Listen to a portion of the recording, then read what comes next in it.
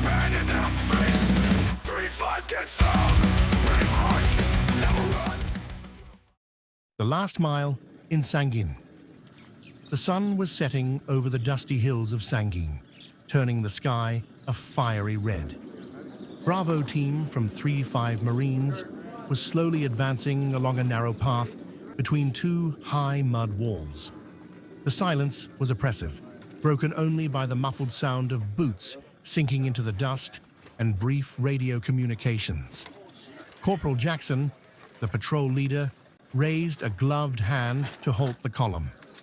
His eyes scanned the horizon, searching for any sign of danger.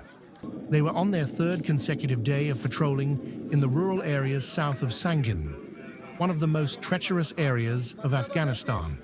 The Taliban had scattered IEDs, improvised explosive devices, across the region, and every step could be their last.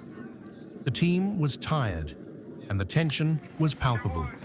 Each of them knew the risk of this mission, discovering and neutralizing a suspected IED factory hidden in a small nearby village.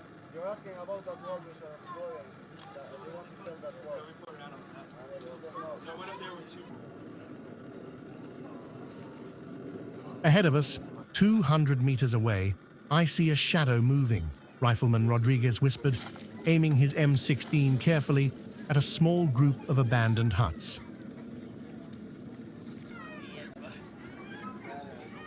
Jackson nodded. Stay alert. Probably an enemy outpost. Move quietly. The squad split into two groups, one continuing toward the village, the other deploying to cover them from the high ground. Corporal Novak, manning the machine gun, took up position behind a pile of debris, ready to provide support. They sensed something was wrong, but they had no choice. As Jackson's group approached the first huts, the silence was shattered by a deafening explosion.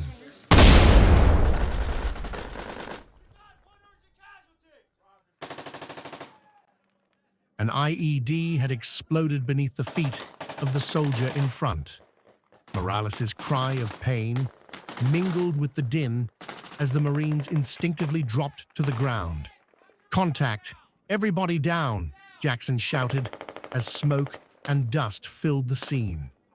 Novak opened fire with his M240, covering the squad's advance with a hail of bullets. Rodriguez and two other Marines tried to drag Morales into cover, but the enemy fire was now relentless. From their huts, the Taliban responded with AK-47s and RPGs, trying to surround the Marines.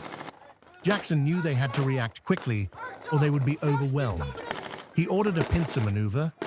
While Novak continued to fire from one side, the rest of the squad would flank the enemy to surprise them.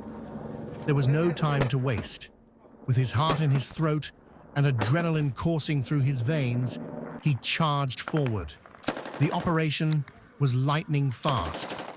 Rodriguez and the rest of the squad managed to infiltrate the exposed flank of the Taliban, eliminating them with surgical precision. Within minutes, the enemy fire ceased, and the screams of the wounded filled the air.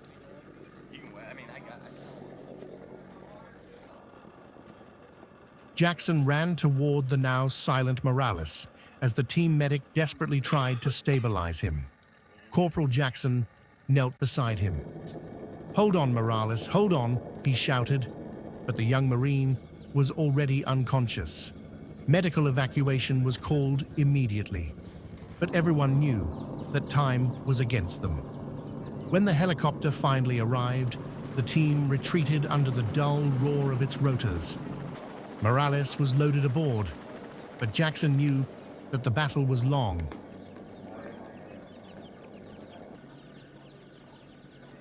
Sangin had taken another toll in blood, and the weight of the loss was felt by every Marine. But they knew they had to continue, that they could not give in to the pain. They would not let Morales' sacrifice be in vain. With smoke still hanging over the village and the sun now low, Bravo team moved on. knowing that every step, every decision brought them a little closer to finishing this hellish mission.